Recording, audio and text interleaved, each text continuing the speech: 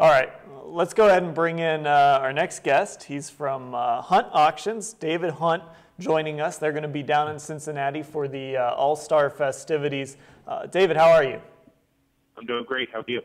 Good. All right, so tell us a little bit about this experience going on in Cincinnati. It's a few days around the All Star game.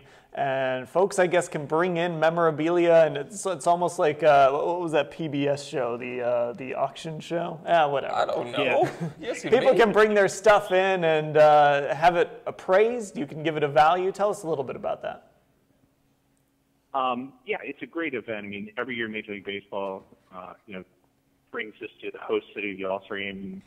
Whether you're a fan of the Reds or not, it's something that really any baseball fans in Ohio are going to want to come see because it comes to each city so infrequently, obviously. And, one thing, we do the live auction here, and that's exciting, but we started doing it about 12 years ago where we let fans bring down whatever they have, whatever great baseball items they want to find out their worth or their value at no charge. So it's always interesting to see whatever region we go to in the country, what'll walk in and what it's worth. And for a few lucky people that have a really special piece, sometimes we sort of allow them or invite them to include it in the auction. But again, it's free with no obligation to do that. David, have you gotten the sense in recent years that more and more baseball fans are bringing stuff from current guys, like they've latched on to certain guys currently, or do you get the sense that they're more focused on the nostalgia and the Babe Ruth and the Ted Williams and the Pete Rose and guys like that? That's a good question. I think we do the auctions for the NFL as well, and I do think that in baseball there is more of a tendency to go, or at least have a mixture, a balance of vintage versus current things, where in the NFL it's really interesting. It's very heavily weighted towards the current players. And I think that's a generational thing. I think the game of baseball lends itself more. You can compare era to era, player to player. Your grandfather took you to this game, and now you're going to watch Joey Votto instead of watching Joe Morgan, So it is interesting to see, but, obviously we welcome anybody to bring anything in. And there's always disappointments, just like there's excitement where somebody invariably will bring a piece down that's worth a lot of money they didn't know. Unfortunately, there's lots of people that bring things down that think they're going to retire or, get a second home on or whatever it might be, and we tell them it's unfortunately not authentic.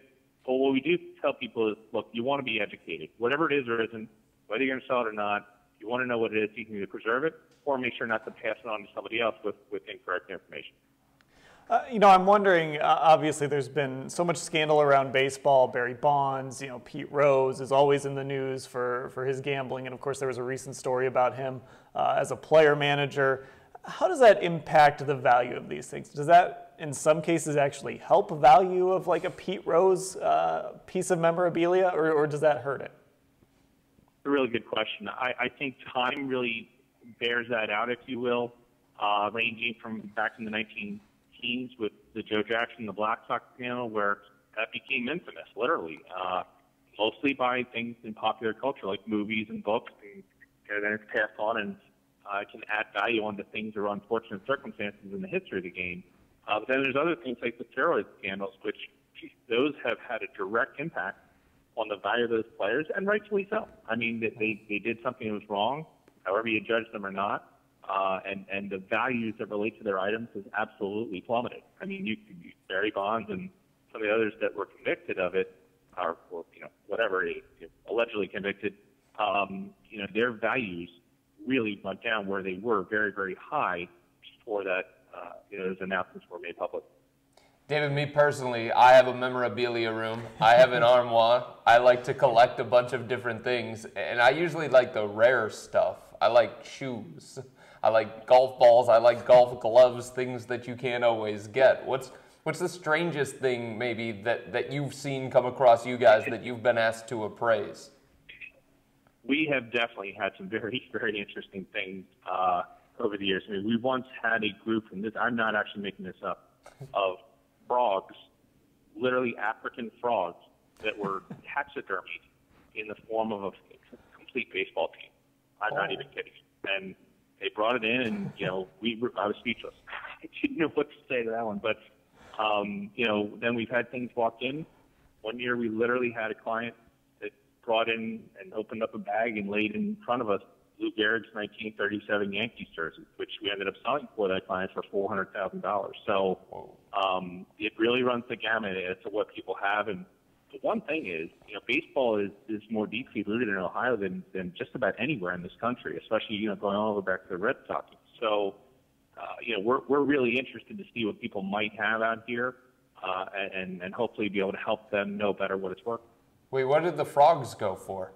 I think the frogs brought her $500, believe it or not. Wow. Not even 100 a frog. Those are some cheap toads. All right, so we're about 4 hours from Cincinnati. I'm sure some folks from up here in the Cleveland area are going to make the trip down for some of the All Star festivities. Tell them what they can do if they have something, if they have some taxidermied frog baseball team that they want you to look at. Tell them what they can do to kind of get that set up. Yeah, sure. They can certainly contact us through the website at huntauctions.com to either set up an appointment if they want to know exactly what time to come in, or if they can come down to Major League Baseball Fan Fest. It's at the Convention Center right downtown in Cincinnati. Obviously, there's an admission charge to Fan Fest in general, but they just find our area at the Hunt Auctions booth, and our experts will be there. Again, completely free of charge, no appointment necessary, and we really look forward to it. All right, David Hunt from huntauctions.com. We appreciate you calling in and taking the time out. No problem. Thank you. All right. Taxidermied frogs. Unbelievable. Who knew? When I asked that question, I really did not think I was going to get taxidermied frogs. Yeah, nobody could have guessed that. No chance. I wonder if they feel better than that. Well, no, we won't go there. There was somebody, and I'm not going to reveal his name, but we were together. It was Game 5 of the Palace, right? Remember LeBron's big explosion game, one of the greatest games of LeBron's career. There was somebody that I was with that took his arm sleeve. I swear. Okay. His sweaty arm sleeve that he was wearing throughout the game. He's like, I'm gonna take this and I'm gonna sell it eventually. I got a few guesses as to who that is. Okay, all right. We'll get to that after the show.